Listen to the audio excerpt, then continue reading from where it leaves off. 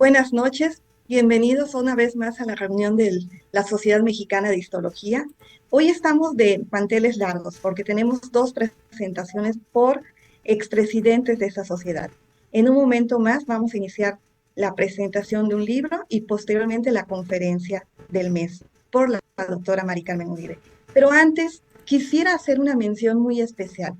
El pasado día 15 de junio, eh, si no me equivoco, me pueden decir si la fecha no está bien. ¿Se ve mi presentación? Sí, sí, sí, Sí, sí. El pasado 15 de junio, la colaboradora Marlene Maday Grimaldo Moreno se graduó de médico cirujano por la Universidad Autónoma de Durango, Campus Torreón, y quisiera hacer este reconocimiento de manera pública porque es una colaboradora muy activa y es prácticamente mi brazo derecho para poder realizar estas conferencias mensuales. Su colaboración, su asistencia, su conocimiento, su tiempo dedicado para nosotros ha sido reflejado mes con mes cuando tenemos que mandarles los flyers, los promocionales para cada evento. Entonces quisiera darle una felicitación muy pública por ese logro tan grande que alcanzó y desearle el mayor de los éxitos y que nunca abandone nuestra sociedad.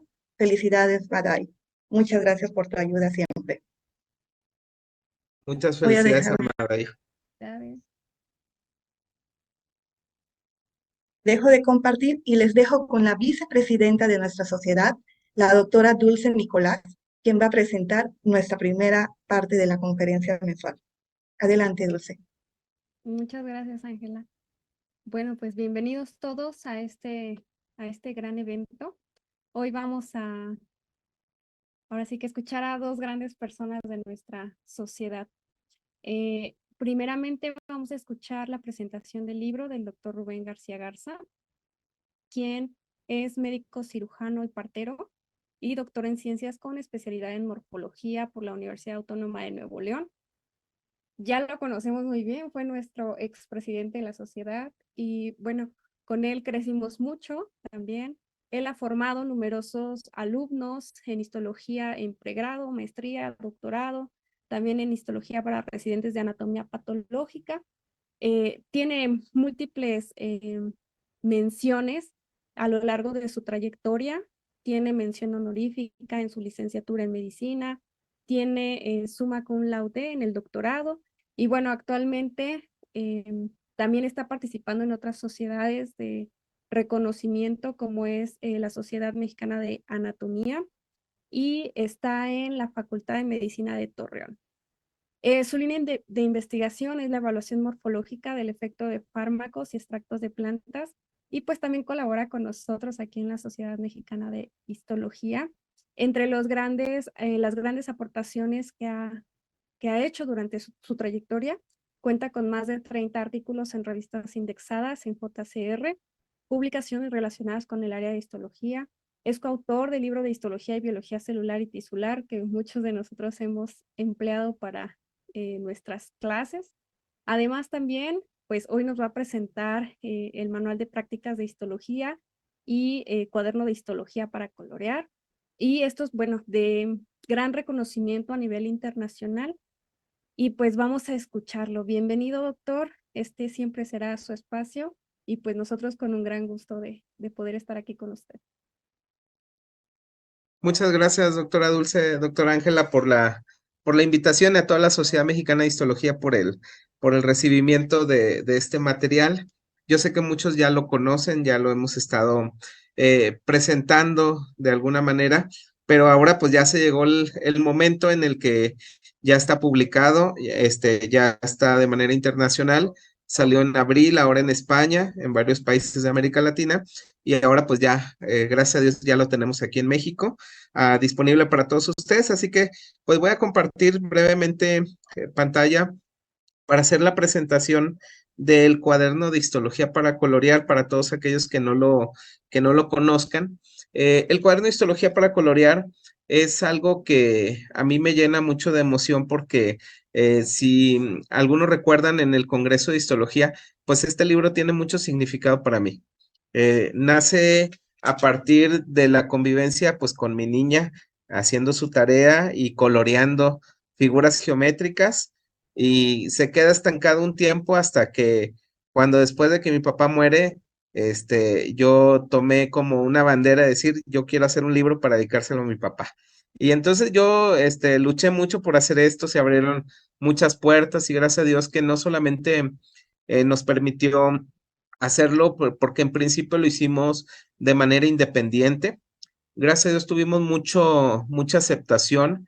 En la pandemia pensamos que nos íbamos a quedar con los libros que se habían impreso, pero contrario a esto, pues tuvo una difusión muy grande y pues aquí es donde entra el Sevier como una editorial que creyó en este proyecto y que nos ayudó a mejorarlo muchísimo, a diferencia de los que ya teníamos, se le agregaron algunas cuestiones muy importantes, más didácticas, y que obviamente con el sello editorial de El Sevier, pues nos sentimos muy comprometidos con ellos, pero sobre todo con los alumnos y profesores que van a ver nuestro material por la gran difusión que va a tener.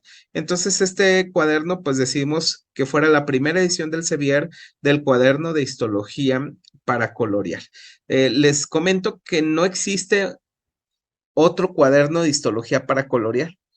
Existen otros de anatomía para colorear, por ejemplo, de fisiología, pero de histología no existe un libro como tal y nosotros nos dimos a la tarea pues de realizarlo.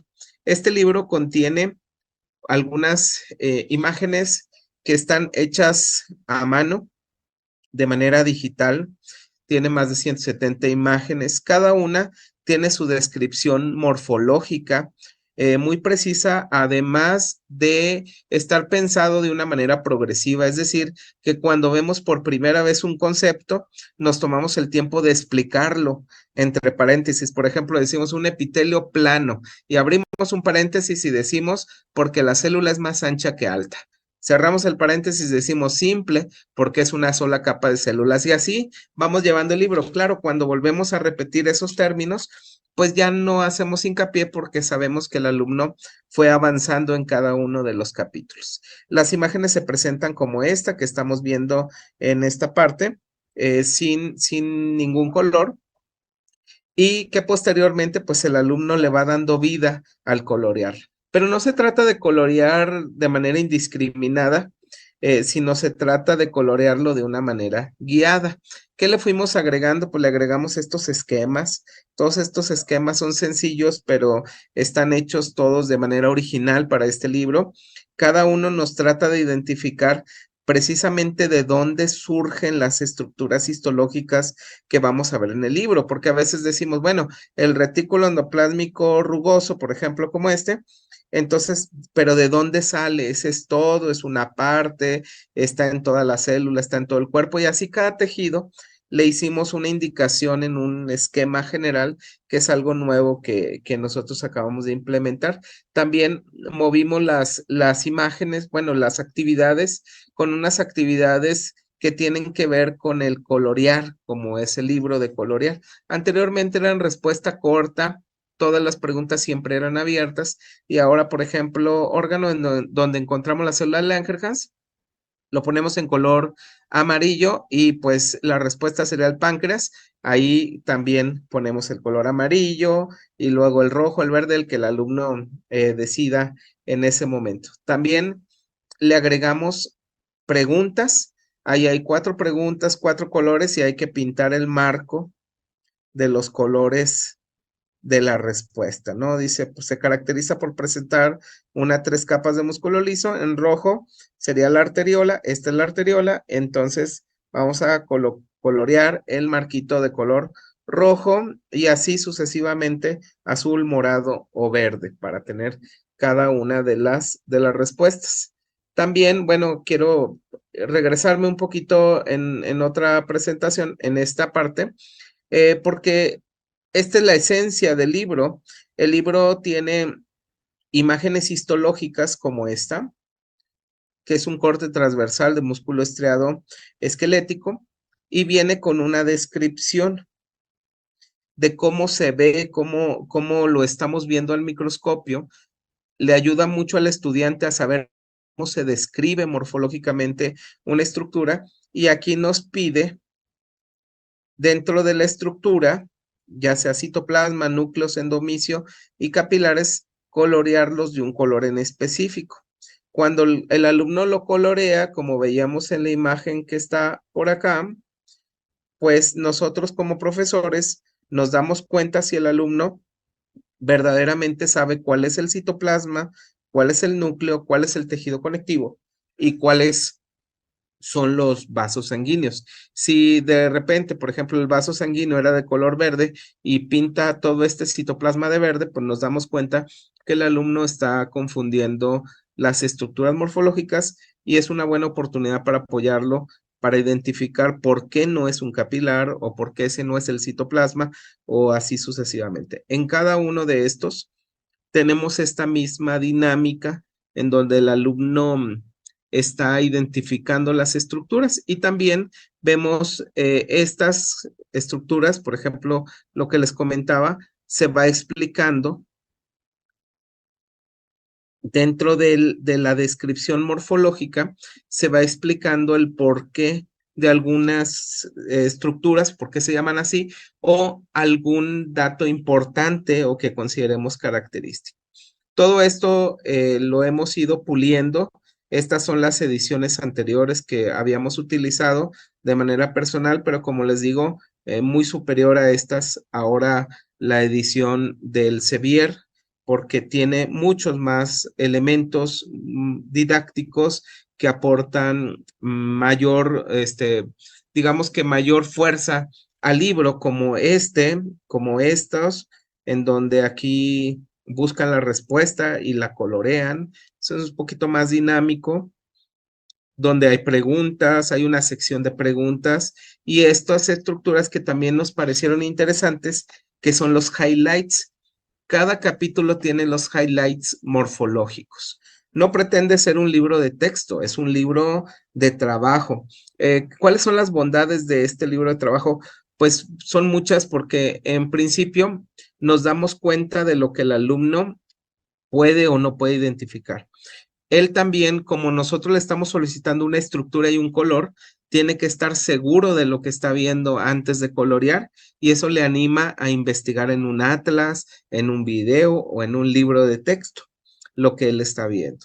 También tiene otras bondades, por ejemplo, ahora que se maneja mucho las evidencias de trabajo o los estudios autodirigidos, es decir, en donde el alumno tiene que hacer su trabajo por su cuenta en su casa y despejar las dudas en clase. Estos elementos nos sirven mucho porque como maestros ya no tenemos que estar diseñando para cada clase o cada práctica una nueva versión de trabajo, sino que ya lo tenemos conjunto en un libro, pero también le sirve al estudiante que por su propia cuenta quiera tener elementos para trabajar. Es importante porque en mi canal de YouTube, DR Rubén García Garza, ahí ven los videos explicativos de cada uno de los 20 capítulos que están contenidos en este libro. Es decir, aquí en ese canal pueden ver las imágenes histológicas, y también pueden ver las imágenes para colorear, y entonces como están viendo lo que se ve al microscopio, están aprendiendo de teoría, pero también a la vez están contestando su tarea. Hay alumnos que aprenden con muchos puntos, o sea, de manera muy puntual, y entonces por eso también agregamos este elemento de los highlights.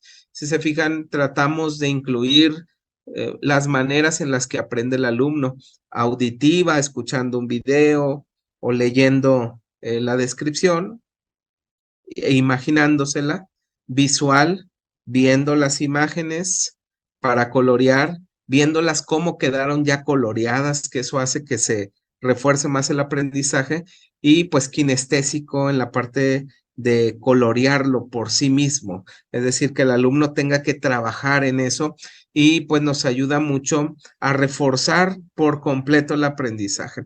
Este es el nuevo libro que les vengo a presentar a la Sociedad de Histología y a todo el público en general. Esperamos que sea de su agrado, esperamos que lo puedan considerar como una estrategia de aprendizaje eficiente para cada alumno. ya lo hemos probado, a pesar de ser la primera edición, ya hemos tenido un tiraje importante de libros, una demanda, como no tienen idea, se agotaron por completo los libros porque los alumnos tienen mucha aceptación y una cosa que me daba cuenta es que en muchos de los casos los alumnos eran los que solos empezaban a buscar elementos para estudiar mejor. Así que, pues gracias al Sevier ya tenemos una cobertura global, así que pues va a ser mucho más fácil conseguir este material. Les quiero presumir que hace unos días, pues nos publicaron ahí en la portada de Medscape, dentro de un artículo de los 10 libros de la salud escritos por profesionales iberoamericanos en este semestre del 2023 y pues ahí, como luego dicen, estamos en la portada porque pues consideran que es un material de mucho interés y pues orgullosamente mexicanos y orgullosamente de la Sociedad Mexicana de Histología y la Sociedad Mexicana de Anatomía. Muchas gracias y espero que si tienen algunas preguntas, me las hagan saber antes de dejar el lugar a Alberto, que les va a platicar a los profesores cómo lo pueden adquirir. Además de hacer un apunte adicional, que el libro tiene un precio súper accesible, ¿eh? A pesar de ser una editorial tan reconocida y un libro tan completo, el precio al público es de alrededor de 250 pesos. Así que es súper económico, está en una excelente promoción, así que pues yo creo que es un precio muy accesible, no es prohibitivo para los estudiantes y ya está en toda la República. Y si no está en su librería, también en Amazon lo puede conseguir del Sevier hasta está el 20% de descuento en estos días. Entonces, así que, pues anímense y si tienen alguna pregunta, pues estoy a la orden. Muchas gracias por el espacio.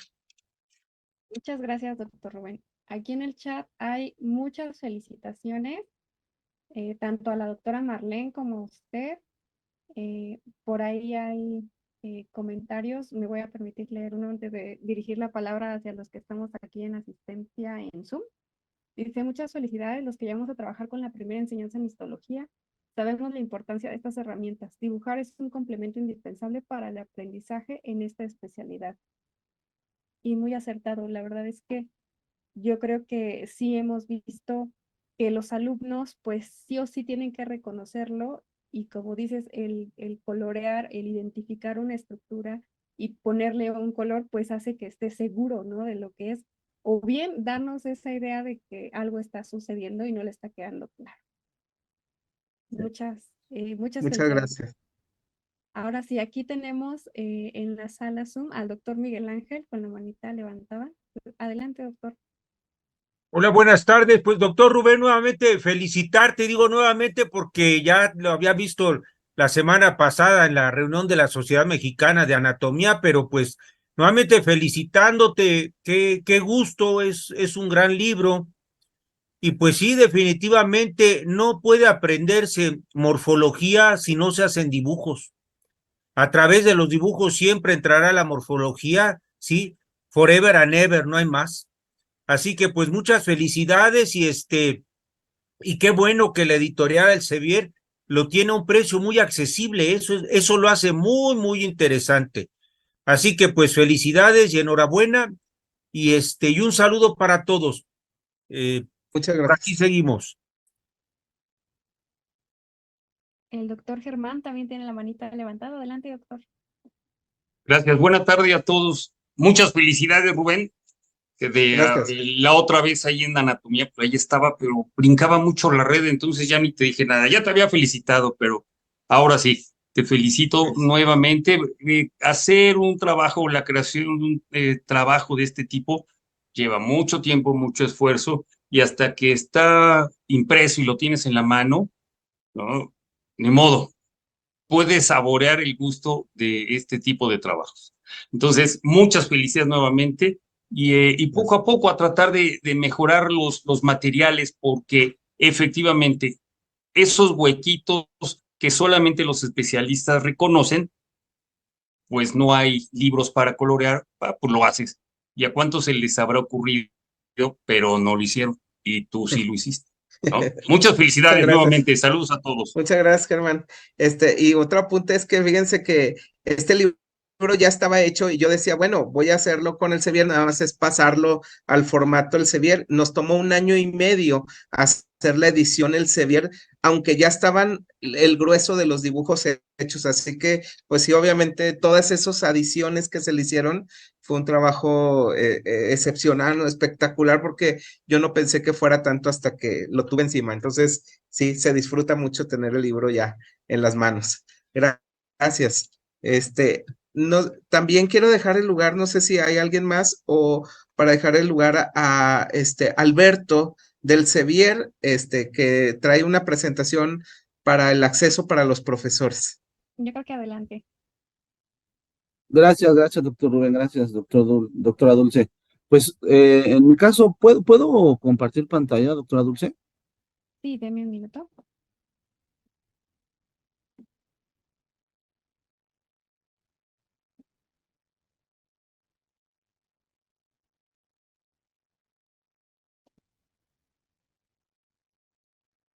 A ver si puede probar. Sí, a ver, checo.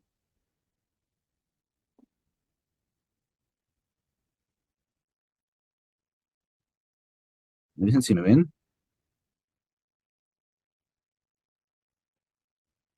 Listo, ya le estamos. Listo, muchas gracias. No voy a entrar en más detalle, ya, ¿quién mejor para hablar de este magnífico libro que el propio autor, que el doctor Rubén? Solamente por parte del Sevier agradecer la confianza, gracias a la Sociedad Mexicana de Histología por el espacio. Y bueno, como bien comentaba el doctor, este es un gran material, pero bueno, creo que el objetivo de poder realizar esta obra es pues que llegue a las manos indicadas, que es a las de todos ustedes. Nos interesa mucho que ustedes tengan este libro en sus manos, lo puedan evaluar, nos puedan dar una, una crítica de la obra. También seguramente habrá algún área de oportunidad donde el equipo del Sevier y por supuesto el doctor Rubén junto con su equipo de colaboradores podrá mejorar en su momento. Entonces, la intención solamente es comentarles que me interesa mucho poderles hacer llegar este libro, que ustedes como docentes lo tengan en sus manos, lo evalúen y al final con esto, bueno, decidan si esos contenidos son los adecuados para sus cátedras. Y yo radico en la Ciudad de México, pero con muchísimo gusto puedo hacerles llegar lo que es lo más rápido de manera inmediata. Sería un acceso al ebook del libro para que lo puedan revisar y evaluar. Y también podemos hacer llegar muestras impresas para todos ustedes, con la intención, les decía, solamente de que conozcan el material y puedan evaluarlo. Y yo acabo de poner mis datos en el chat, pero también aquí están por si alguien le quiere sacar una foto. Si me hacen favor de mandarme un mensaje de WhatsApp o un correo, con muchísimo gusto yo puedo regresar el acceso al ebook o en su defecto también puedo hacerles llegar, si están en la Ciudad de México puedo ir a verlos, pero si no, por paquetería también podemos hacer llegar los libros. Les decía, solamente con la intención de que esta gran obra la tengan ustedes en sus manos y la puedan conocer a fondo. Era muy rápido esta presentación, no quiero abusar también del tiempo de nuestra siguiente ponente. Entonces, están aquí mis datos, mándenme un WhatsApp o un correo electrónico y yo con muchísimo gusto les hago llegar el contenido de este nuevo cuaderno de histología para colorear. Muchísimas Voy Muchas a gracias. parar. gracias. Muchas gracias, Alberto. Y pues a todos, muchas gracias por el interés. Para no quitarle el tiempo al ponente siguiente, por parte del Sevier tienen tres libros físicos de cortesía para las personas de aquí en México. Entonces, no sé, doctor Ángela, si quiera que para cuestión de tiempo, hacer una dinámica online como las hemos hecho para que tengan el libro, usted nos dice. Y yo creo que sí, lo podemos publicar en la página de la sociedad para que todos tengan acceso y ponemos un tiempo para que puedan hacer la dinámica y premiar a las personas. Me parece Muy bien. excelente tu donación. Nos ponemos de acuerdo, si quieres, nos ponemos de acuerdo por mensaje y con Alberto también para hacer una dinámica ahí interesante como las que hemos hecho anteriormente. Bueno, muchas gracias a todos y pues Gracias a estamos a ti, la hora. felicidades. Gracias. Mucho éxito también. Muy bien, pues muchas gracias, felicidades nuevamente y mucho éxito para distribución y conocimiento del libro para toda la sociedad académica de histología. Bueno, nuestra siguiente ponente es la doctora María del Carmen Uribe Aránzabal. Ella es bióloga, es maestra normalista por el Instituto Pedagógico de Anglo-Español, es biólogo por la Facultad de Ciencias de la UNAM, tiene una maestría en Ciencias en Biología por la Facultad de Ciencias de la UNAM, tiene un doctorado en Ciencias en Biología por la Facultad de Ciencias de la UNAM y actualmente es profesor titular C en la Facultad de Ciencias, profesor de asignatura nivel B y tiene a la fecha 52 años como profesor en la facultad. Para hablar un poco de su trayectoria académica, hice un pequeño resumen que les voy a leer. En el año 2021 recibió un diploma por sus 50 años de servicio, como hace poco hicimos un homenaje. Ella también tuvo esa distinción. Imparte las asignaturas de histología animal, embriología animal, biología de animales 3, y como profesor de posgrado también imparte otras materias como es biología de la reproducción de vertebrados, estrategias reproductoras de vertebrados, aspectos morfofisiológicos de la biología reproductora de vertebrados. A la fecha ha dirigido 31 tesis de licenciatura, 12 de maestría y 4 de doctorado. También ha sido sinodal en más de 100 exámenes de grado de diferentes niveles académicos, como maestría y posgrado, licenciatura, posgrado, doctorado y algunos que no tengo aquí anotados. Ha sido miembro de comités tutorales de México y también de otros países donde ha sido invitada. Ha impartido cursos y talleres, más de 21, y entre sus puestos directivos que voy a destacar en este momento es la de vicepresidenta de la Sociedad Mexicana de Histología de 1997 a 1999 y presidenta de la Sociedad Mexicana de Histología de 1999 a 2001. Cuenta con diversas publicaciones, como son 34 capítulos de libros, 73 artículos de arbitraje nacional e internacional, artículos de difusión, editora de libros, ha impartido innumerables conferencias, exposiciones, entrevistas de radio, televisión y en periódicos de circulación nacional. Eso es un poco de la trayectoria de la doctora Uribe y le dejamos el micrófono para que nos presente esta conferencia de tanta relevancia. Doctora, adelante. Pues muy buenas tardes, mucho gusto. Agradezco la invitación y la posibilidad de poder estar con ustedes. Y pues vamos a hablar de un tema que evidentemente es un tema para mí apasionante. Voy a compartir pantalla.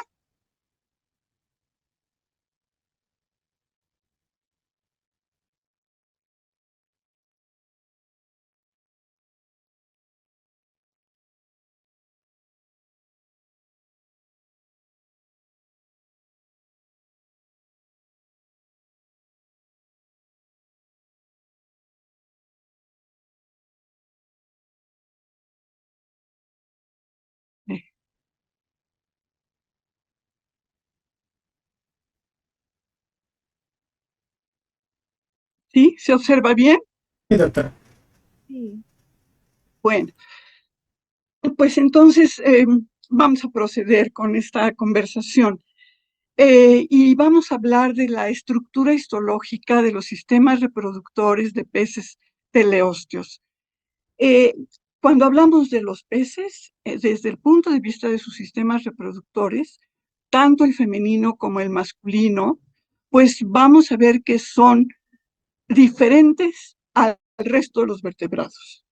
Es decir, vamos a hablar de estructuras que además tienen diversidades al interior de los peces, pero que van a presentar características únicas en relación con el conjunto de los vertebrados. Y bueno, para hablar entonces de el sistema reproductor, iniciemos con el caso masculino. Características básicas generales son: los testículos son pareados, elongados y se unen caudalmente en el conducto deferente. La estructura del testículo es lobular, con espacios irregulares hacia el conducto deferente. Esto significa la estructura del testículo no es tubular, no son túbulos seminíferos como en el caso de los demás vertebrados, sino en este caso se trata de lóbulos. Y vamos a ver entonces, en la medida que avancemos en las imágenes, cómo están constituidos estos lóbulos y verán la diferencia en relación con lo que sería un tubo seminífero característico de otros vertebrados. Además, es una estructura quística, es decir, las células germinales maduran en grupos sincrónicos rodeados por una célula de Sertoli. En este caso, como no es una estructura de túbulos seminíferos con un epitelio de células de Sertoli, en este caso la célula de Sertoli envuelve a la espermatogonia y dentro de esta condición las espermatogonias se multiplican, inician la meiosis, inician el proceso de espermatogénesis. Y por lo tanto vemos que es una condición quística, como pueden ustedes ver en esta imagen, en donde vemos conjuntos de células germinales sincrónicos, es decir, están en la misma etapa de diferenciación las células que están al interior de cada uno de los quistes, hasta la formación de espermatozoides, como ya sería en este caso este momento. Entonces, es una estructura lobular y quística. Además, vemos que esta estructura lobular puede ser de dos tipos. Una de ellas es cuando el testículo presenta las espermatogonias que están no restringidas a la periferia de los lóbulos, es decir, pueden ver espermatogonias dispersas a lo largo de los lóbulos. En este sentido, madurando entonces en forma quística, estos serían los quistes, y cuando el quiste está maduro y forma ya los espermatozoides, estos pasan a la luz del óvulo para su salida por el conducto deferente. Entonces, este es un tipo de testículo en que las espermatogonias no están restringidas a la periferia. Y el otro tipo es cuando las espermatogonias sí están restringidas a la periferia, como es en este caso, y desde aquí entonces se van a formar los quistes van a ir madurando a lo largo del óvulo y cuando llegan ya cerca del conducto deferente, prácticamente ya son espermatozoides, se vacían y entonces van a salir a lo largo del conducto deferente. Por lo tanto, entonces podemos decir que hay dos tipos de testículos, unos con las espermatogonias a lo largo de los lóbulos, y aquí les pongo ejemplos, y el otro con las espermatogonias restringidas a la periferia de los lóbulos. Si esto entonces lo vemos a nivel de la histología, aquí vemos un corte de un testículo y observen la diferencia con lo que sería un testículo de tipo tubular, como en el caso de los demás vertebrados. Esta es la periferia del testículo y hacia el centro vamos a encontrar el conducto deferente y los lóbulos entonces estarían organizados hacia el conducto deferente. Si viéramos en este esquema esta condición, veríamos cómo las espermatogonias dispuestas a lo largo de los lóbulos estarían rodeándose por una célula de Sertoli. Aquí tenemos las células somáticas y en concreto una célula de Sertoli va a rodear a la espermatogonia y entonces se va a desarrollar el quiste en donde están madurando las células. En la medida en que llegan a la condición de espermatozoides, se vacían a los espacios de los lóbulos para pasar al conducto deferente. Y cuando hay una espermatogénesis estacional, es decir, que no todo el tiempo están formándose espermatozoides, pues vemos que en el momento en que termina esta actividad, terminan los quistes con espermatozoides y por lo tanto nuevamente vuelve a quedar el testículo conteniendo espermatogonias y células somáticas, que serán células de Sertoli, las que se rodeen con la espermatogonia. Ya en una imagen histológica, observen un testículo de trucha y vemos cómo están los lóbulos organizados a lo largo desde la periferia del testículo y observen los quistes en distintos momentos de desarrollo. Algunos de ellos, por ejemplo, aquí ya tenemos unas espermátidas avanzadas, aquí tenemos espermatocitos primarios tempranos y ya casi espermatozoides listos para salir a la luz.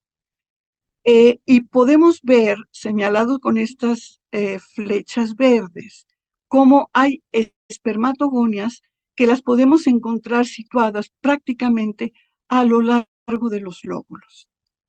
Si vemos en corte transversal estos lóbulos, pues vemos los quistes en distintos momentos de desarrollo.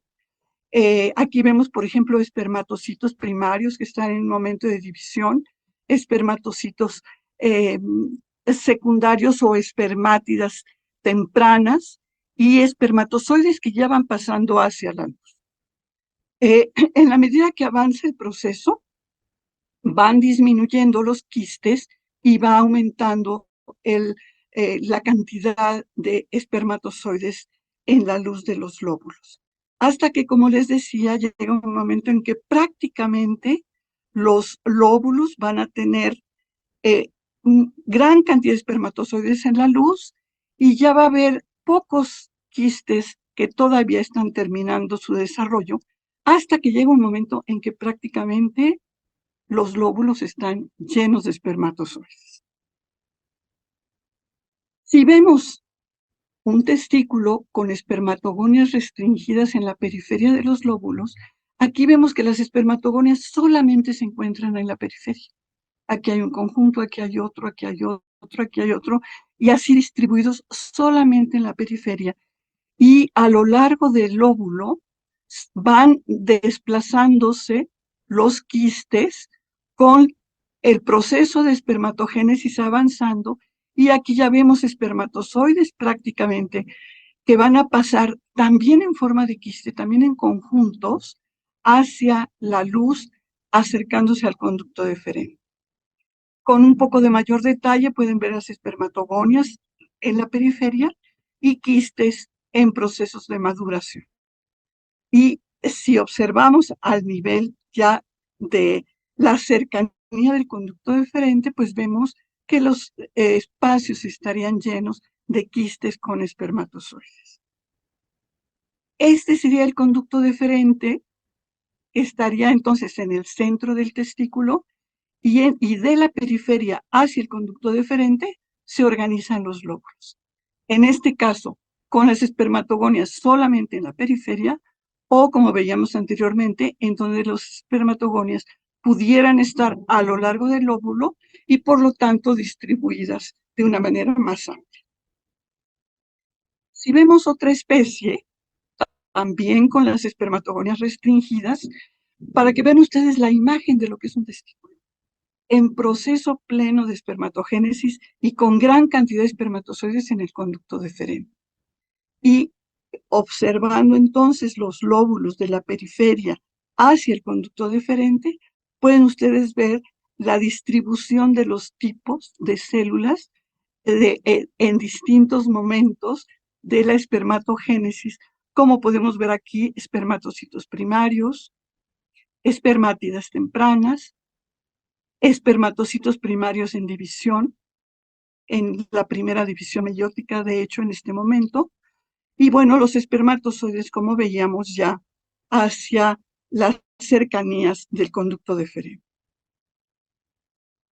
Estos tipos de testículo, entonces, nos permiten ver esas características lobulares y quísticas que vamos a ver en un hecho fundamental también que ocurre en el caso de los peces, y es que la gónada puede cambiar de sexo.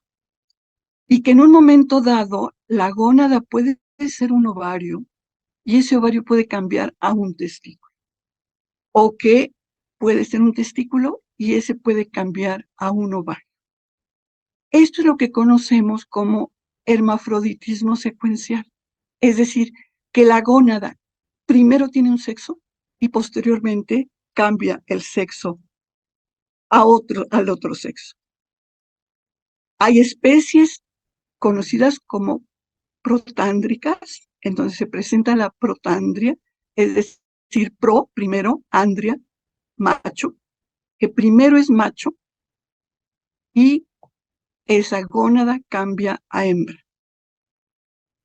Hay especies conocidas como protogíneas, porque primero son hembras, protogíneas, y posteriormente esa gónada cambia y forma un testículo, se transforma en un macho.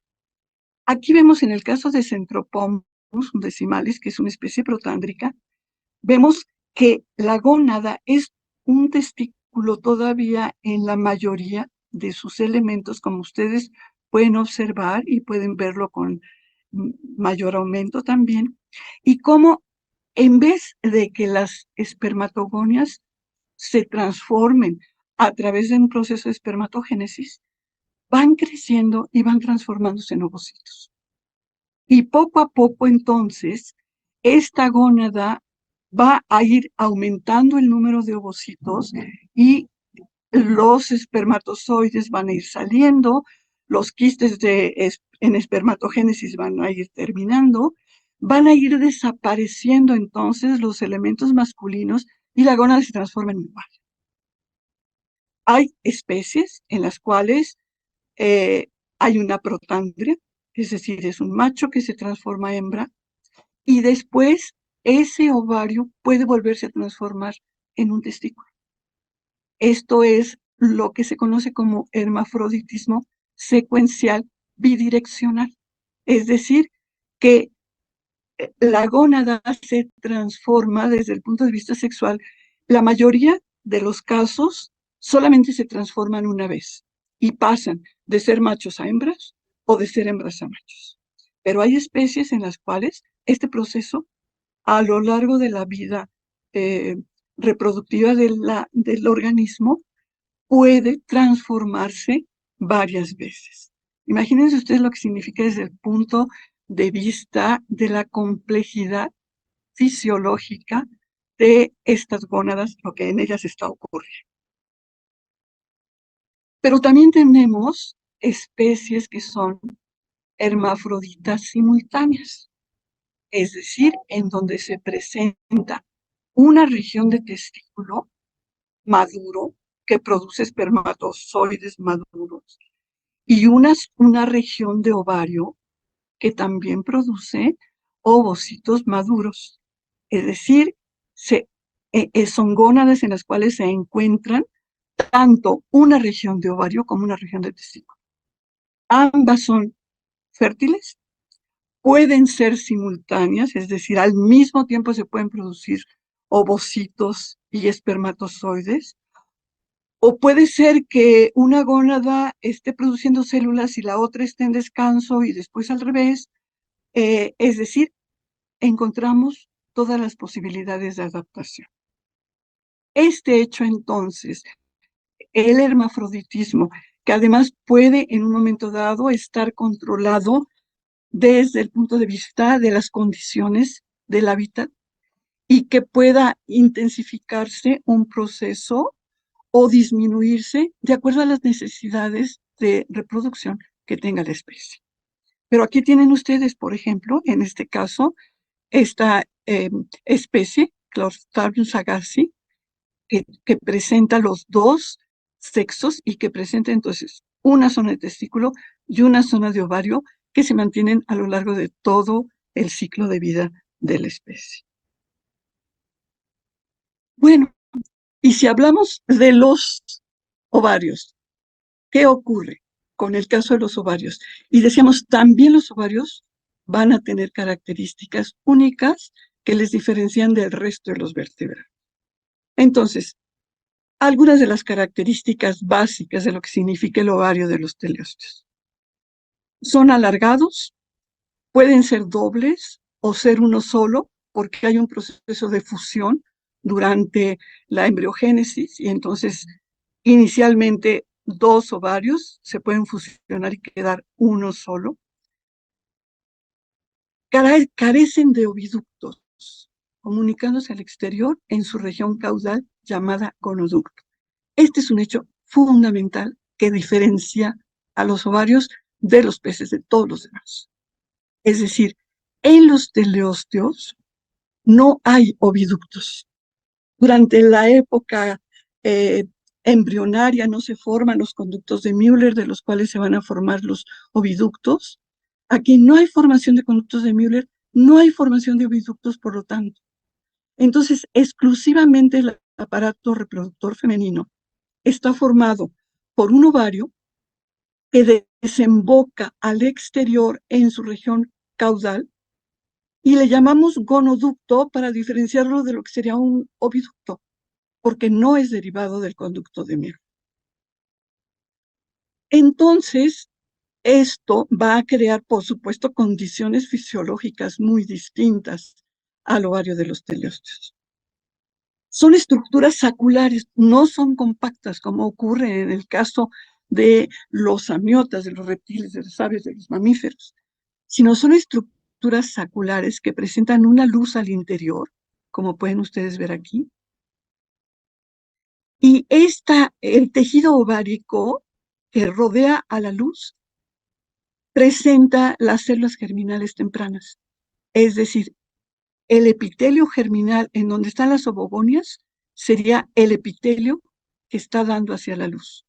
Por lo tanto, desde aquí las ovogonias van madurando, se van formando los folículos y cuando el folículo está maduro y ocurre la ovulación es hacia el lumen, no es hacia el celoma como en el resto de los vertebrados, que la ovulación es al celoma.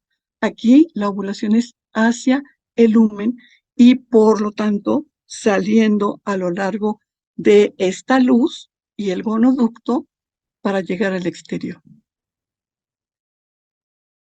Y la ovogénesis desarrolla, esto sí, como en cualquier otro grupo de vertebrados y aún de invertebrados, una etapa de previtelogénesis y una etapa de vitelogénesis.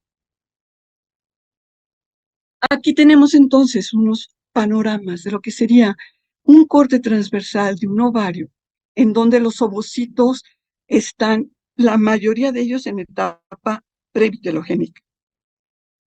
Aquí pueden observar la luz del ovario y decíamos el epitelio germinal estaría rodeando a la luz del ovario.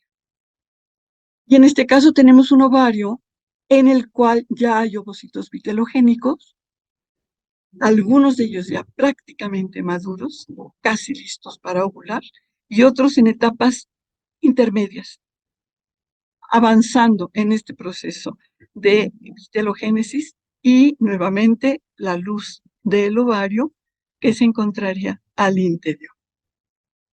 Y aquí, si ponemos atención a la parte caudal en un corte longitudinal, aquí podemos ver cómo esta sería la región germinal del ovario, en donde están los ovocitos y las células germinales en desarrollo.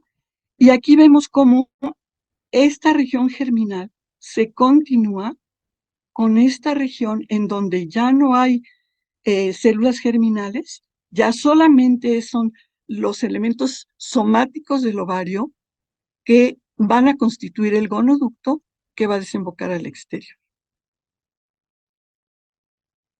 En un panorama de un ovario podemos observar la región germinal.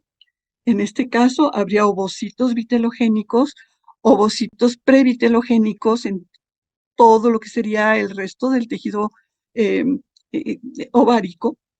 Y vemos que la luz se continúa y va a salir al exterior al gonoducto. Fíjense cómo en esta región hay una zona que simula una estructura como un cuello, una estructura en donde hay una serie de prolongaciones en donde se inicia el gonoducto para su salida al exterior. Esto también entonces sería una zona de protección, de límite, de barrera, que permitiría cuidar, proteger a toda la zona germinal que estaría en esta región. Y entonces, como decíamos, continuada hacia el exterior por el gonoducto. Aquí tenemos una porción de intestino que se encontraría en esa región ventral al ovario. Bueno, pues entonces, hecho fundamental que ocurre en el ovario, la ovogénesis, es decir, la maduración de los ovocitos que desde etapas tempranas van a ir avanzando, primero aumentando gran cantidad de citoplasma, iniciándose depósito de grasa, iniciándose el depósito de vitelo, llenándose en buena medida de gran cantidad de vitelo, el núcleo celular se desplaza hacia un polo, que es lo que conocemos como vesícula germinal, al núcleo del ovocito, con sus nucleolos característicos alrededor, y acercándose entonces a la periferia, por supuesto, los elementos que van a constituir la periferia, como son los gránulos corticales, que van a ser muy importantes en la fertilización, la zona pelúcida, las células foliculares alrededor del ovocito, y aquí tendríamos ya un ovocito que ha ovulado, y lo encontramos ya en la luz del ovario, y vean la región del polo animal en donde se encontraría el núcleo del ovocito y la gran cantidad de vitelo que contiene este ovocito. Bueno, entonces si vemos estos dos procesos, previtelogénesis, pueden ver en esta secuencia también de imágenes cómo los ovocitos van a ir cambiando de tamaño y de características morfológicas en la medida que maduran, a partir de las ovogonias. Aquí hay dos ovogonias que estarían en el epitelio germinal, aquí estaría la luz del ovario, y a partir de ellas entonces proliferan. Aquí vemos un conjunto de ovogonias proliferando.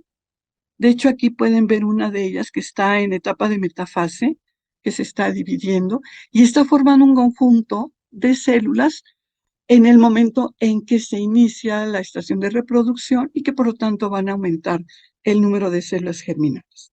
Aquí pueden ver el contraste entre lo que serían estas células tempranas, que estarían todavía en esta condición inicial, y ya ovocitos en los cuales la cantidad de citoplasma ha aumentado de manera muy importante, el tamaño del núcleo, la presencia de multinucleolos, cromosomas plumosos, es decir, características básicas de la ovogénesis como la observamos en otros grupos. Continúa este proceso. Aquí ya hay una formación de los gránulos corticales que van a irse a la periferia. Aquí vemos el núcleo del ovocito y aquí vemos un ovocito mucho más pequeño todavía. Y el contraste de dos ovocitos que estarían ya acercándose al término de la previtelogénesis, y en este caso ya podemos ver que se inicia el depósito de grasa. Ya hay algunas gotas de grasa que empiezan a aparecer, pero todavía no hay vitelo. Y entonces continúa este proceso con la vitelogénesis.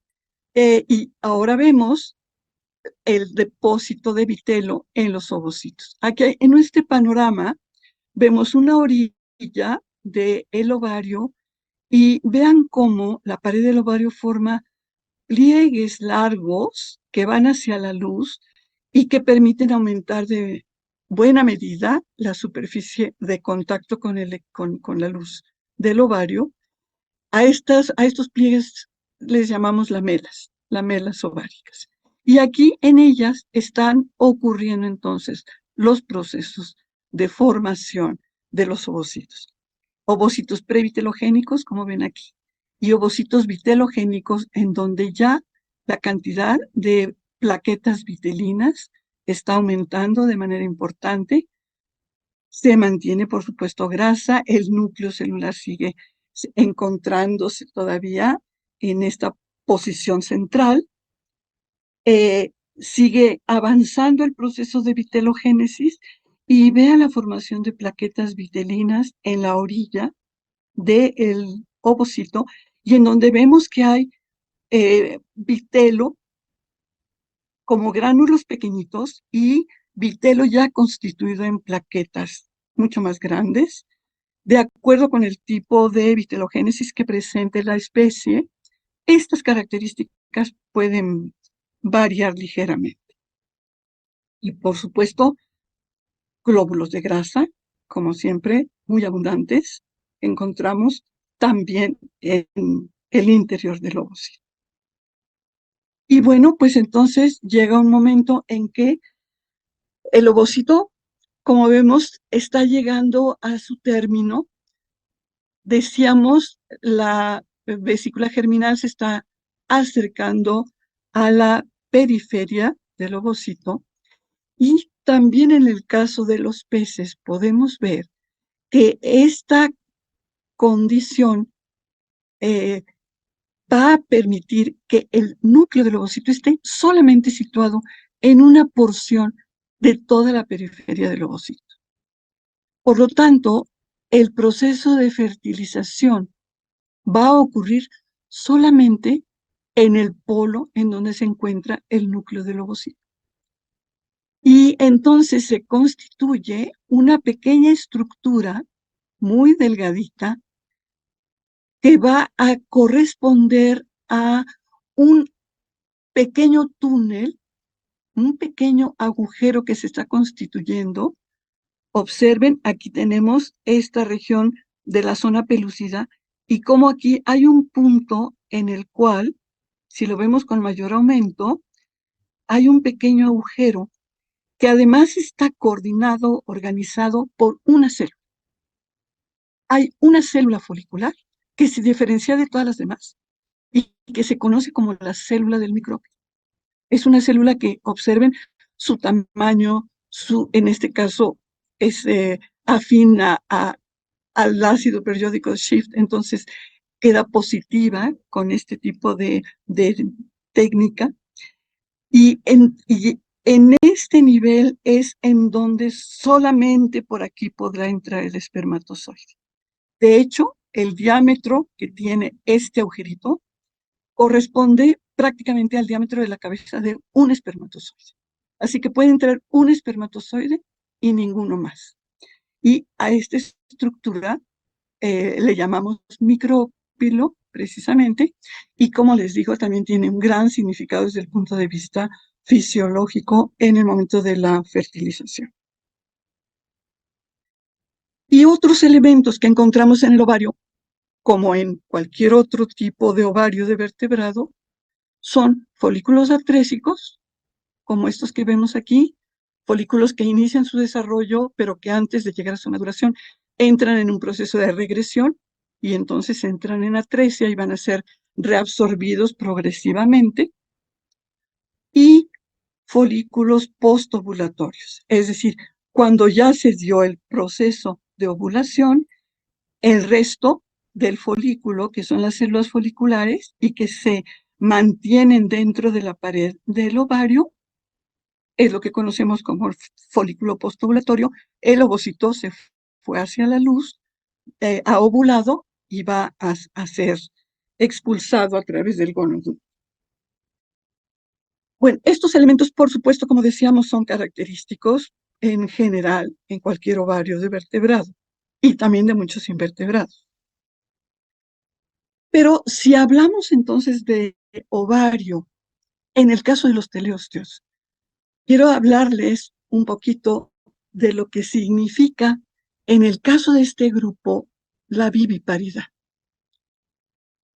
De aproximadamente 32,000 especies de teleosteos, solamente hay 510 especies que son vivíparas.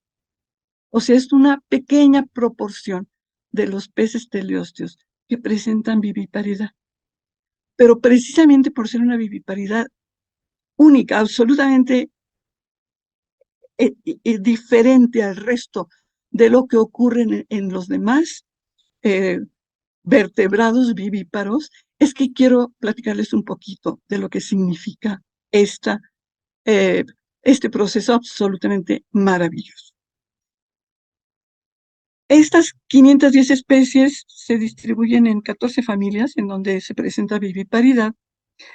Y en nuestro país tenemos en todo lo que es el eje volcánico y las costas alrededor también del sureste, del este, del oeste y todo lo que es la mesa central de México, tenemos una enorme riqueza de especies vivíparas. De hecho, México, el eje volcánico de México y toda esta porción central del país, la costa del Golfo, etcétera, es la zona del mundo con la mayor riqueza de peces vivíparos del mundo. Y hay dos familias que son las mayoritarias, la familia Godeide y la familia Pesilidae, los guppies. De hecho, los pesílidos son aproximadamente 280 especies, un poquito más alrededor. Por lo tanto, son más de la mitad de los peces vivíparos, los pesílidos. Y los godeidos es una familia endémica de México. Exclusivamente vive en el eje volcánico de México y en ninguna otra parte del mundo. Es una familia que tiene un enorme valor desde el punto de vista de lo que significa, por supuesto, como especies endémicas y, como veremos ahora, de lo que significa su reproducción. Entonces, hablando además de cómo se da la reproducción vivípara en estas familias, nos permite entender prácticamente al resto de las condiciones de viviparidad de las demás familias. Entonces, hablemos un poquito de lo que significa este hecho. Recuerden que decíamos que el ovario es la única estructura del sistema reproductor de los peces hembras, que no hay oviductos. Y por lo tanto, si no hay oviductos, ¿en dónde ocurre la gestación? No hay úteros, no hay sitios como en el resto de los vivíparos. En el resto de los vivíparos, la gestación es en el útero. Aquí no hay oviductos. Entonces, el único sitio posible de gestación es el ovario mismo. Y por lo tanto, cuando hablamos de la gestación de los peces teleósteos, estamos hablando de una gestación intraovárica. Esto es único, absolutamente único en todos los vertebrados. Y bueno, como un requisito indispensable de la viviparidad, se requiere la entrada de los espermatozoides para que ocurra la fertilización al interior. Por lo tanto, el ovario también va a ser el sitio que va a recibir a los espermatozoides. Aquí vemos una porción de ovario con cantidad de espermatozoides en la luz. Prácticamente todos estos pliegues están llenos de espermatozoides. Aquí los vemos un tanto sueltos y con un poco de mayor aumento. Por supuesto que en todos los resquicios del ovario vamos a encontrar los espermatozoides que se van a ir distribuyendo por todos lados. Y aquí vean, cerca de uno de los ovocitos que está en desarrollo, espermatozoides que ya estarían listos y esperando a que este ovocito esté maduro para fertilizar.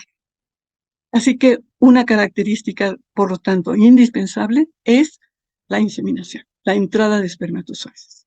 Así que el ovario nuevamente va a ser este sitio que va a recibir, que va a mantener, que va, en algunos casos, a almacenar a espermatozoides en su interior. Y vemos entonces que hay dos posibilidades de gestación. Una de ellas es la intrafolicular, es decir, dentro del folículo ovárico, ahí se forma el ovocito, ahí se fertiliza y ahí se desarrolla la cría. Todo ocurre dentro del folículo. Y cuando ya está lista la cría para nacer prácticamente, es cuando se rompe el folículo la cría pasa a la luz del ovario y a través del gonoducto hacia el exterior.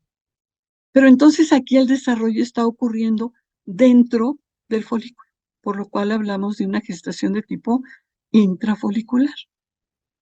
Es el caso de los pecílidos. O bien, en el caso de los godeidos, vemos que el embrión sale a la luz.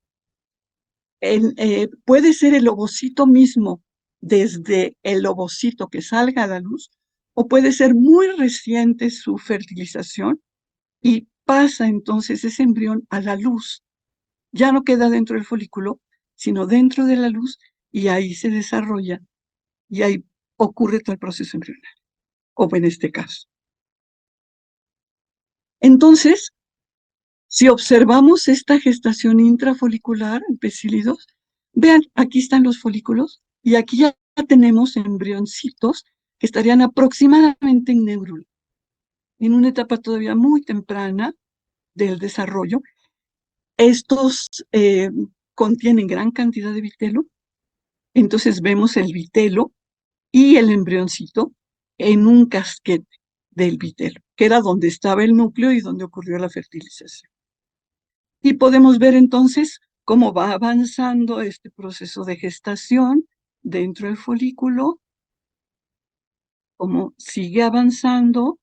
Aquí lo vemos en una etapa ya avanzada por la presencia de un ojo en una etapa de diferenciación terminal. Y aquí vemos un embrión en una etapa ya casi listo para nacer. Y como ven, todavía el vitelo alcanza.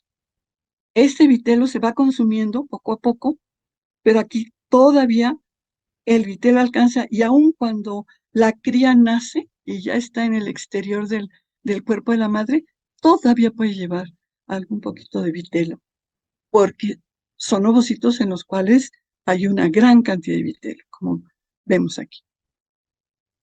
Pero en el caso de los godeidos, son ovocitos con muy poquito vitelo. Y este vitelo entonces se consume en etapas muy tempranas de la gestación. Aquí vemos un embrión que está desarrollándose, todavía aquí tiene vitelo, pero como una extensión del intestino. Observen cómo están extendiéndose hacia el exterior del cuerpo de la cría, hacia la luz. Recuerden que en este caso están en la luz. Es una gestación intraluminal. No se quedaron dentro del folículo, sino están en la luz del ovario. Y aquí tenemos a dos embriones, uno en una etapa un poquito más temprana, esta sería una etapa intermedia aproximadamente, que correspondería más o menos a una etapa como esta, pero en donde se ha hecho en este caso un corte de tipo transversal y en este caso longitudinal. Bueno, esta pequeña extensión, estamos viendo aquí un pedacito de esa extensión. Y vean el epitelio que limita esta extensión. O sea, el epitelio que estaría limitando a estas extensiones, un epitelio con una capacidad de absorción muy alta, pues como epitelio intestinal que es, y por lo tanto, como estos embriones agotan su vitelo en etapas muy tempranas, necesitan absorber nutrientes y los van a tomar de lo que está siendo secretado por las paredes del ovario al lumen ovárico. Entonces, estas son estructuras que están formadas y desarrolladas precisamente para la absorción de nutrientes. Por eso se le llama trofotenia. Trofo, alimentación, tenia, como cintas, estructuras aplanadas. Por eso se le llama trofotenia a estas estructuras que están desarrollándose. Y vean en este caso, una trofotenia que a veces pueden llegar a ser más largas que el tamaño mismo de la cría.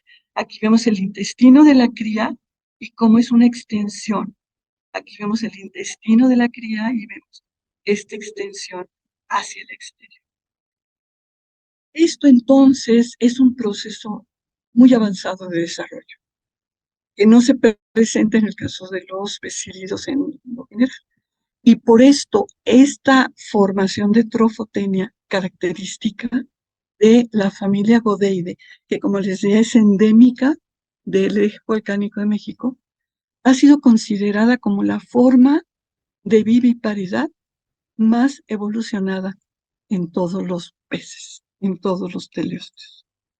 Son las especies que presentan la adaptación más compleja, precisamente por la reducción de vitelo en su ovocito y por el desarrollo entonces de estructuras propicias para la alimentación, como el caso de la trofotenia. Si observamos entonces en una cría, con un poquito más de detalle, vean, aquí está el intestino, aquí se extiende la trofotenia y aquí está la pared del ovario. Aquí vemos algunos ovocitos del ovario. Aquí vemos otros ovocitos en la pared del ovario. Y observen cómo la trofotenia se pega al tejido materno, en donde están, por lo tanto, vasos sanguíneos maternos y en donde está todo lo que la cría necesita para desarrollarse. Alimento, agua, oxígeno, elementos inmunológicos, elementos de excreción, como el paso de sustancias de desecho hacia la sangre de la madre. Es decir, se establece una relación entre la trofotenia y el tejido materno mediante una aposición de ambos tejidos. Esto es lo que se conoce como una placenta. Entonces, esta es una estructura placentaria que sería la aposición del tejido materno y de la cría para el intercambio metabólico. Así que aquí vemos una zona de placentación. Y vean la salida de estas extensiones, la actividad de este epitelio. Y aquí vemos otra más, en donde vemos esta salida de estas extensiones hacia el exterior y la capacidad de absorción que tiene este epitelio. Hay otro elemento también placentario en los godeidos.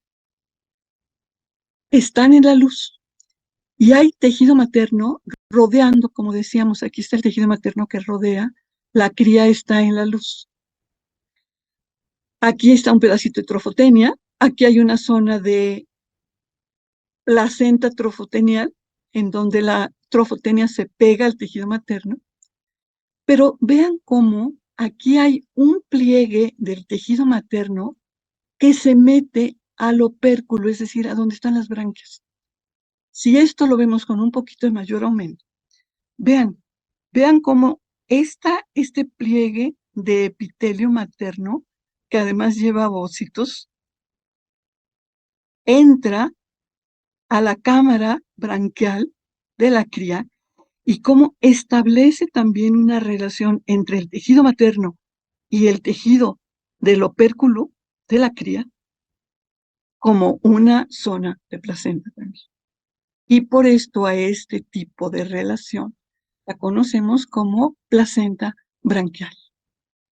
Si hacemos un corte transversal, es decir, en este sentido, veríamos, miren, el pliegue de tejido materno y cómo entra al opérculo branquial de la cría y se desarrolla entonces esta zona placentaria entre el tejido de la madre y el tejido de la cría. A veces estas extensiones son un poquito más ligeras, como ven aquí.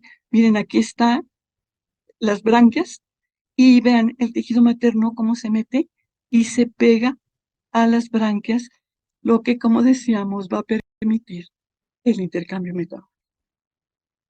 Este elemento también es un elemento exclusivo de una gestación intraluminal, puesto que está en la luz y por lo tanto el tejido materno se puede meter a las branquias de la cría.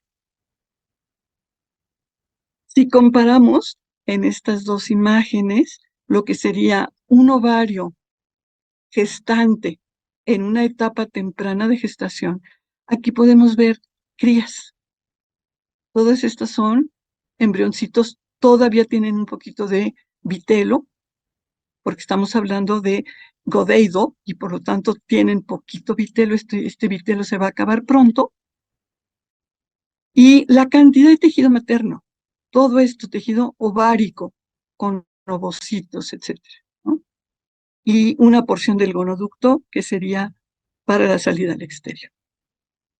Y compárelo con lo que sería un ovario en una etapa avanzada ya de desarrollo, en que las crías colocadas longitudinalmente, aquí vemos una, aquí vemos otra, aquí vemos otra, en fin, están ya en una etapa muy avanzada y en la orilla vemos el tejido materno. Aquí hay folículos y con esta técnica tricrómica estos folículos nos quedan muy evidentes en azul. Miren, tejido materno con ovocitos y las crías desarrollándose ya en una etapa, como decíamos, casi listos para nacer.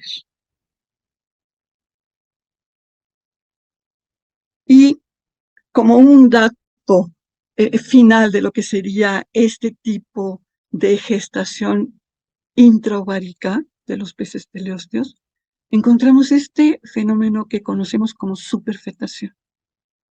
Y esto significa que en el ovario están gestándose las crías, están desarrollándose, y aquí hay varias crías. Puede haber 25, 30 crías en desarrollo, pero las crías en este caso tienen distinta edad. Es decir, hay crías chiquititas, por ejemplo, esta que está aquí, esta,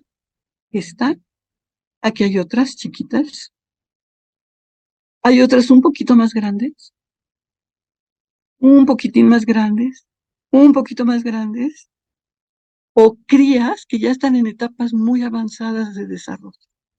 O sea, es un ovario gestante con múltiples crías, pero con crías de distintas edades.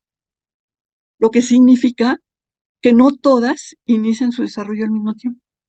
Y de hecho, cuando algunas de ellas nazcan, por ejemplo, estas que ya están casi listas para nacer, puede haber aquí ovocitos maduros que puedan ser fertilizados. Aquí hay almacenamiento de espermatozoides, se pueden fertilizar al tiempo que hay otras crías en gestación y pueden iniciarse la gestación de otras.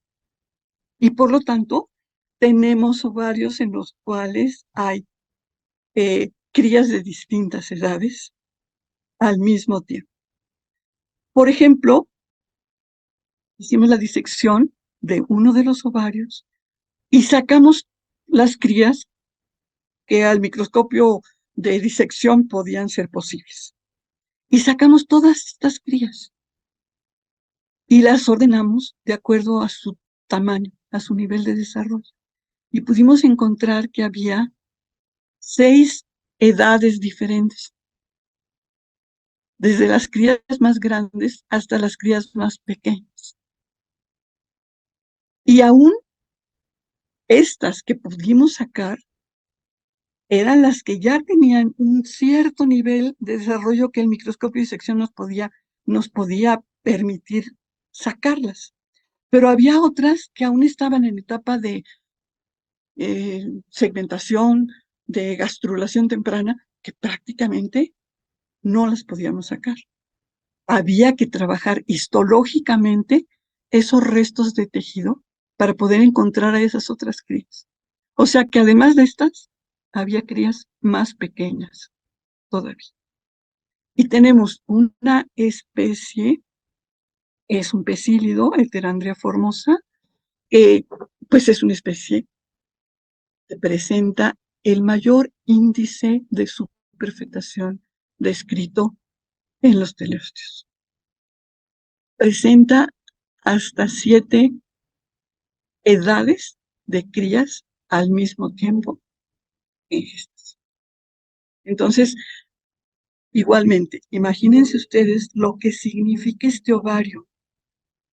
Tiene ovocitos en desarrollo, tiene espermatozoides almacenados, tiene embriones en 7, 8 edades diferentes, tiene procesos de nacimiento al tiempo que tiene procesos de fertilización y tiene procesos de gestación de acuerdo con la edad de las crías.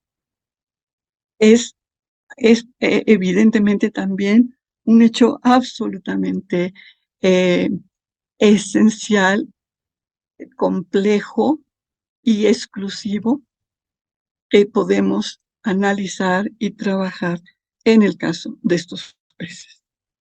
Entonces, como ven, por esto es que quise comentar, al hablar de sistemas reproductores de teleósteos, quise comentar la viviparidad, porque la viviparidad presenta características absolutamente únicas, empezando por ser ovarios gestantes, es decir, porque la gestación ocurre al interior del ovario, debido, como decíamos, a que en este grupo no existen oviductos todavía. Así que, tomando en cuenta esto y en este panorama general que les he planteado, pues como hemos visto, la evolución de los sistemas reproductores de teleósteos ha desarrollado un amplio rango de diversas y complejas adaptaciones en las que el análisis histológico ha sido esencial. ¿Cómo podríamos saber, conocer y entender todos estos elementos que les he mostrado si no fuera por la histología? Evidentemente, este es nuestro nivel de trabajo que nos da una posibilidad absolutamente maravillosa de poder conocer la estructura desde lo que significa un primer paso, que es la anatomía macroscópica, a lo que significa la anatomía microscópica, que es la histología, y que es la que nos compete desde el punto de vista de nuestra técnica y pues desde el punto de vista de nuestra sociedad, que precisamente está tomando este nivel como su nivel de definición, como su nivel de especificidad. Así que, histólogos, compañeros, en el caso concreto, como puede ser en este tipo de tejidos, en esta temática, en concreto, los sistemas reproductores de los teleósteos, como podrían ser de cualquier otro grupo animal o como podría ser de cualquier otro aparato, órgano o sistema, por supuesto que la histología es una ventana maravillosa que nos permite entender y conocer un nivel impresionante de la estructura de los organismos. Así que bueno, me ha dado muchísimo gusto poder hablar de esto con ustedes y espero que haya sido claro lo que he intentado mostrarles.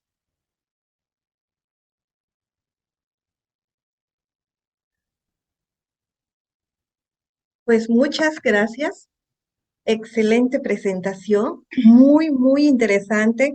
Para los que no hacemos esto, a mí me dejó con la boca abierta, doctora. Le agradezco muchísimo que haya participado y tengo mucho, mucho gusto en conocerla.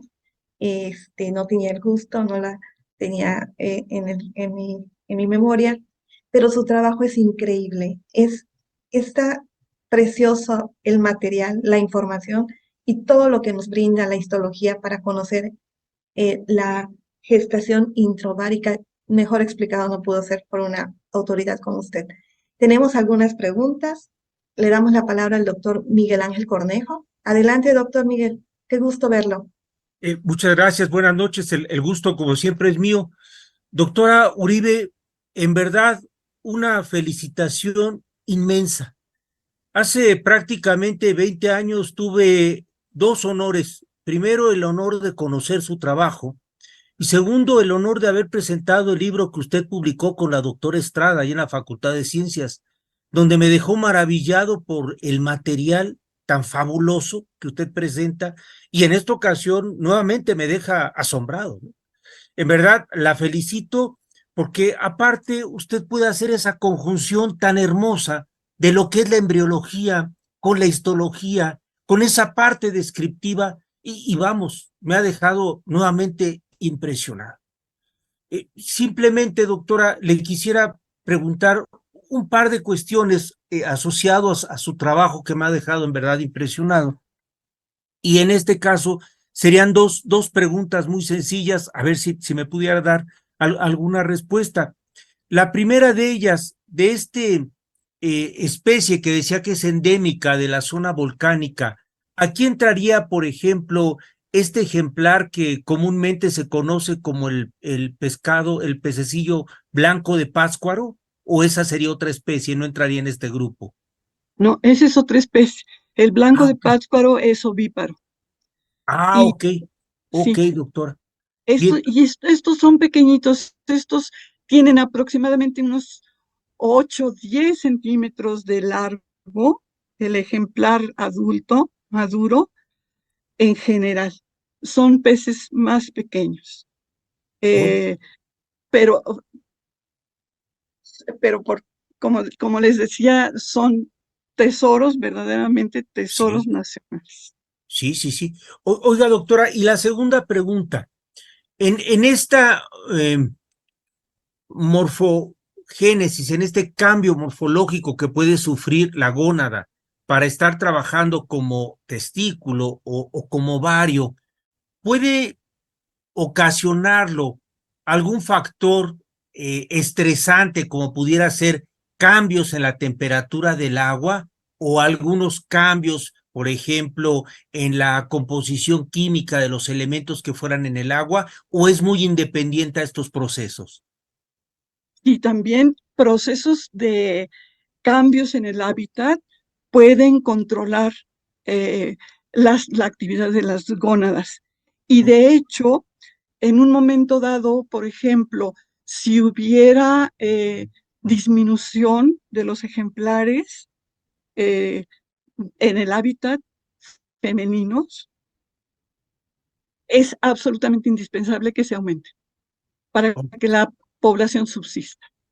Porque los machos pueden ser menos en cantidad y un macho puede fertilizar y puede fecundar a los ovocitos de muchas hembras. Entonces, en ese sentido, es fundamental que el número de hembras no baje para que la población pueda ser renovada, es decir, para que una generación pueda sustituir a la otra. Ok. Entonces, cuando hay problemas, por ejemplo, especies exóticas que en un momento dado puedan eh, atacar, comerse a algunos de estos ejemplares, pues entonces se activan los procesos de cambio de sexo, en el caso de que sea posible en esa especie que exista el cambio de sexo. Es decir, pero el cambio de sexo no solamente es fisiológico desde el punto de vista del ciclo de vida, sino que puede tener cambios de acuerdo a las necesidades del hábito. Wow, wow. Pues doctora, muchas gracias y muchas felicitaciones. En verdad es usted una institución en la histología y en la embriología en la UNAM y en la Facultad de Ciencias. La felicito, doctora. Muchas Mil gracias gracias, Miguel por Ángel, todo. mil gracias por tus palabras, me llenan de gusto, por supuesto. Gracias a usted, doctora. Buenas noches, con permiso. ¿Alguien más tiene alguna pregunta, algún comentario, alguna felicitación de viva voz? Doctora, si gusta dejar de compartir su presentación para que la veamos también y nos tomemos la foto de recuerdo aquí en la pantalla. Tiene muchas felicitaciones por Facebook y también por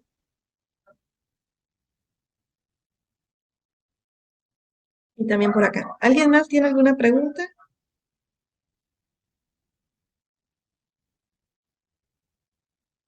Yo quisiera hacer una pregunta, pero acerca de su trayectoria, doctora.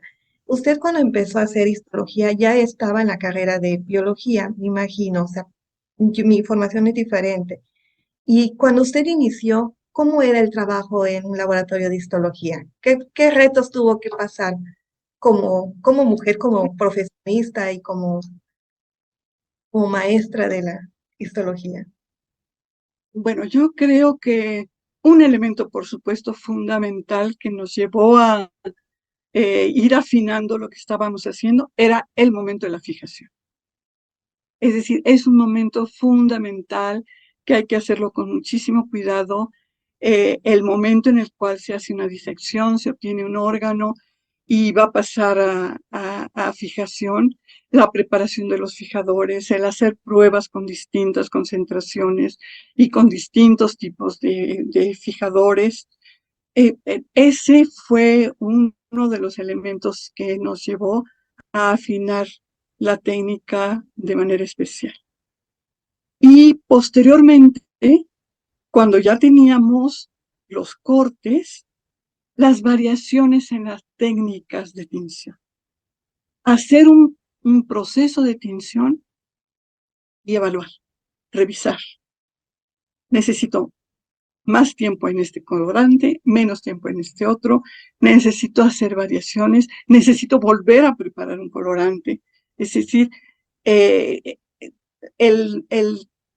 momento de revisión es algo también fundamental cuando se hace una tinción. Entonces, yo he visto a veces que hacen cortes y así como los hacen, los ponen a tinción todos con los mismos tiempos. Creo que yo les recomendaría, primero, hay que hacer pruebas, hay que ver cómo reacciona el tejido, hay que ver en qué condiciones están los colorantes y ver entonces si hay que ajustar tiempos o no. Y el tercer aspecto que me parece también importante es, pues, el hacer variaciones de técnicas, porque también uno se sorprende de manera increíble cuando prepara un material con hematoxilina eosina y después lo contrasta con una tricrómica de Masson, por ejemplo, o con una impregnación argéntica, en fin, con una técnica de Paz, con las técnicas que nos revelan también algunos datos de inmunohistoquímica. Ese es otro de los aspectos que vale la pena trabajar. Y lo importante es, como les digo, lo importante es tener buen material. No tener mucho, tener buen Excelente. material. Y la paciencia es fundamental para trabajar. Claro. Y la evaluación, la revisión, La las revisión. pruebas. Sí, sí. Y otra pregunta y duda que tengo acerca de su trabajo, pero es en la parte técnica. ¿Usted hacía cortes seriados para poder llegar a esa célula? eh, Creo que le llaman micropilo, que era fundamental para determinar dónde se estaba haciendo la ovulación, algo así había mencionado. Pero ese segmento de células o esa sección no se ve al primer corte, tengo entendido. Si tienen que hacer cortes seriados del espécimen, o ya sabía en qué momento podía observar ese fenómeno. En general, había que hacer cortes y los cortes nos iban indicando eh, hacer cortes seriados, por supuesto, y después teñir cada 25, 30 cortes. Teñir uno cada 25 o 30. De manera que uno se va ubicando en qué región está. Porque cuando uno llega a una región como esa, uno tiene 2, 3, 4 cortes y se acabó. Ya no hay más. Puesto que es una región muy pequeñita, entonces hay que cuidarlas muchísimo también por eso. Y a veces era casualidad. Entonces, cuando de pronto uno estaba observando una neurula y sin querer, el logocito de junto me presentaba el micrópilo. Entonces, había también momentos en que ocurría por casualidad. Pero lo importante es que si tenemos nuestros cortes ordenados, seriados, si encontramos algo, ya sabemos que uno antes, uno después, dos antes, dos después, en fin, Esos son los que tenemos que cuidar muchísimo para poder ver una estructura determinada. Esos son los más importantes. Sí. ¿Alguna pregunta más? Dulce, ¿me podrías ayudar con las preguntas de Face? Si hay alguna, porque no puedo abrir. O si alguien aquí quiere abrir su micrófono para preguntar, adelante. No te escucho, Dulce.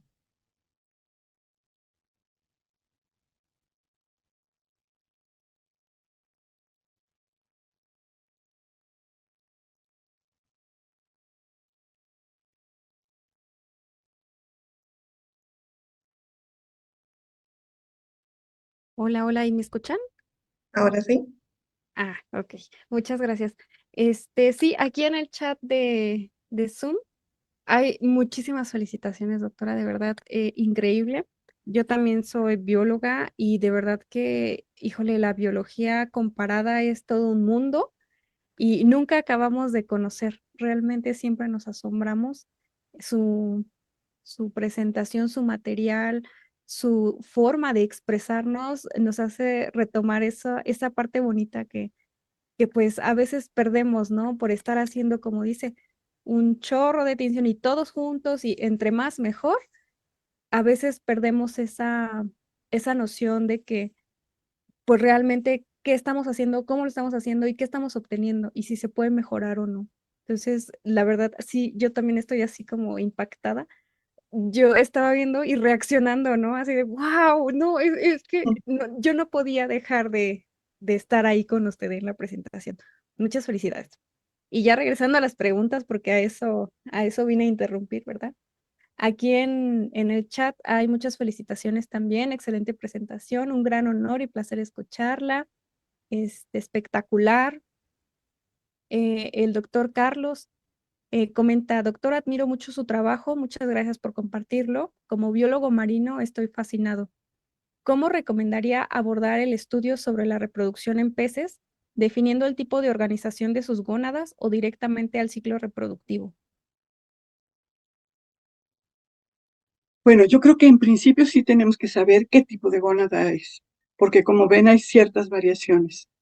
Tanto en testículos como en ovarios podemos encontrar variaciones de acuerdo con el grupo, la familia, el orden, en fin, de qué se trata.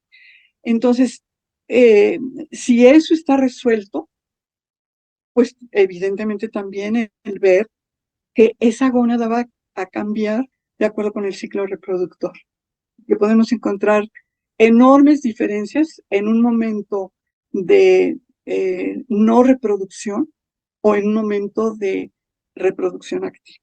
Así que también el poder ubicar cuando una especie determinada presenta las características propias de la reproducción, pues también es a veces hay algunos elementos que pueden ser casi anatómicos, que sin necesidad de histología se pueden definir, pero muchos otros que sí se requiere la histología para poderlos definir. Muchas gracias, doctora. Acá en Facebook hay también muchos comentarios, excelente ponencia, me fascinaron sus imágenes y también nos preguntan, dice, una pregunta en cuanto al estudio de la superfetación en poecillidos. A partir de la fecundidad, ¿cuándo recomendaría el estudio para Gober las diferentes edades? Supongo que era para ver las diferentes edades. Y bueno, como ustedes vieron, en un ovario podemos estudiar casi todo el desarrollo embrionario, porque tenemos embriones de todas las edades. Entonces, en ese sentido, es posible hacerlo con el mismo ovario, pero también son procesos cíclicos.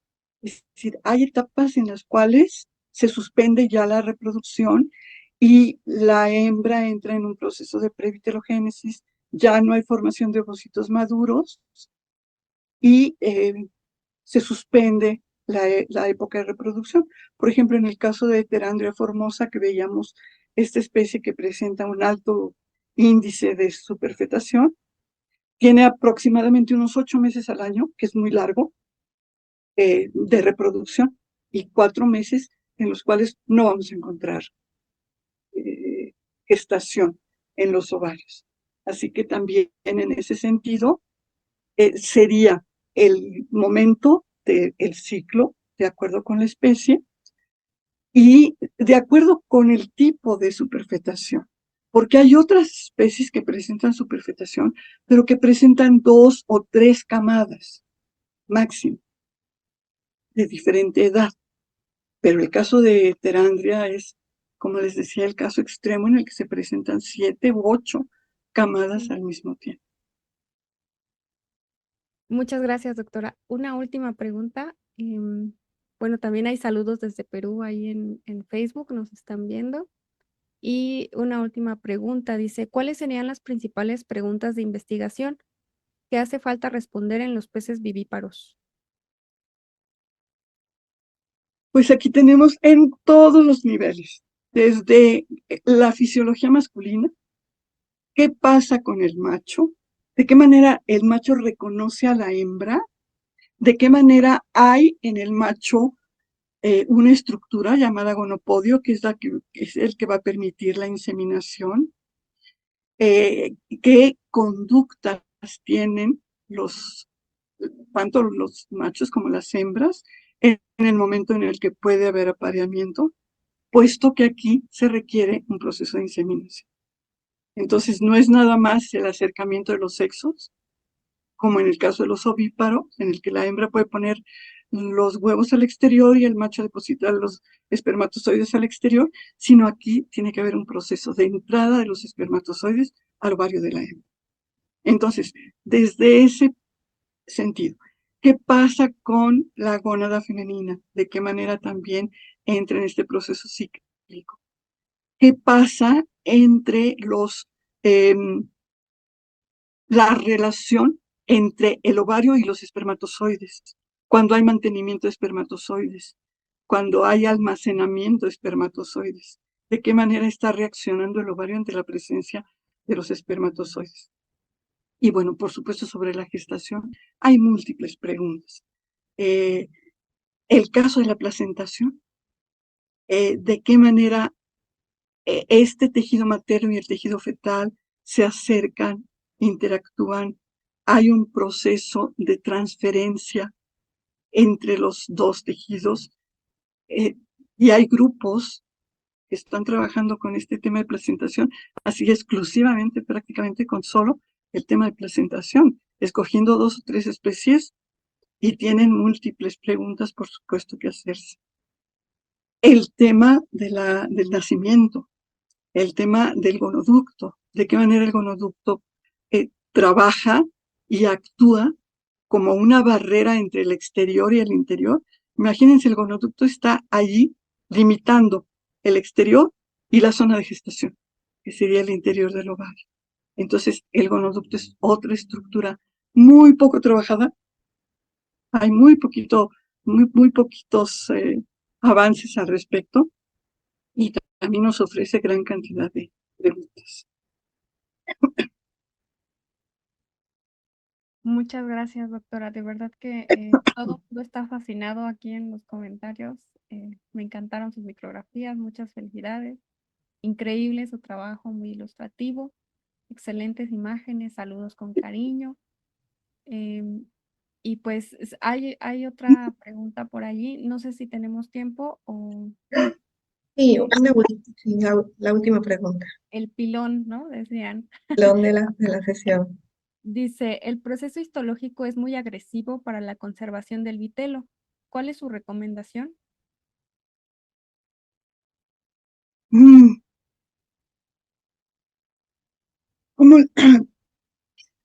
Perdón, como les decía, aquí sí es la fijación. Fundamental la fijación. Hay que probar fijadores, tiempos de fijación y, por supuesto, muchísimo cuidado al cortar.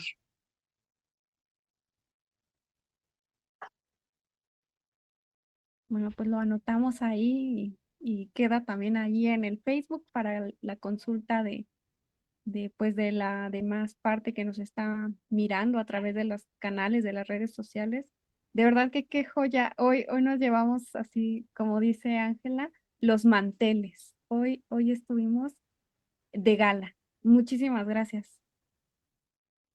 Pues me dio muchísimo gusto compartirlo. Y les mando muchos abrazos. Muchas gracias, doctora Mari Carmen, y gracias por darnos esos conocimientos a todos los que nos conectamos, a los que lo reproducen días después, y queda grabado ahí para nuestro conocimiento y las generaciones de los jóvenes que seguramente lo van a ver varias veces. Muchas gracias, le hacemos llegar su constancia en unos días y los que una constancia de asistencia ya está el formato disponible. Nos vemos pronto, nos despedimos. El doctor Miguel Ángel quiere el micrófono. Y simplemente comentar que también le agradecemos porque nos inyectó juventud, ¿eh? Yo siempre he dicho que para ser histólogo se necesita pasión y de repente a veces cuando vamos siendo un poco más grandes vamos perdiendo tantito y me hizo usted regresar 20 años en este camino y ver que hay muchísimas cosas todavía por hacer. Gracias, doctora. Gracias, en verdad.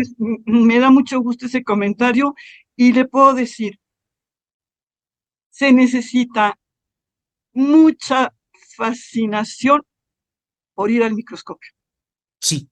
Porque ya cuando uno tiene, yo como les digo a los muchachos, ya cuando uno tiene el material muy bien procesado, ahora viene el verdadero reto, que es ir al microscopio y es interpretar qué es lo que estoy viendo y tratar de sacar conclusiones y comparar y analizar y preguntarme y contrastar con la literatura, etcétera. O sea, lo que significa el reto científico es el tiempo de fascinación que pasamos al microscopio.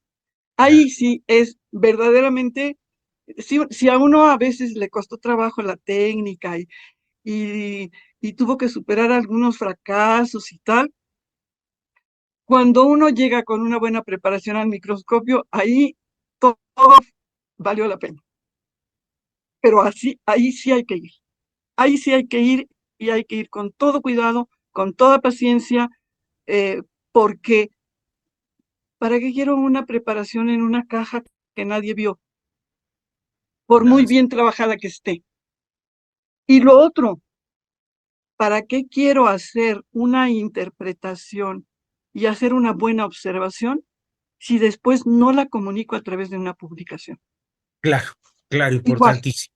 igual, se va a quedar en un momento muy feliz que pasé al microscopio y ahí quedó. Eso lo tenemos que presentar y lo tenemos que publicar porque eso es lo que trasciende. Claro. Y en ese sentido, ahí sí no hay vuelta para atrás.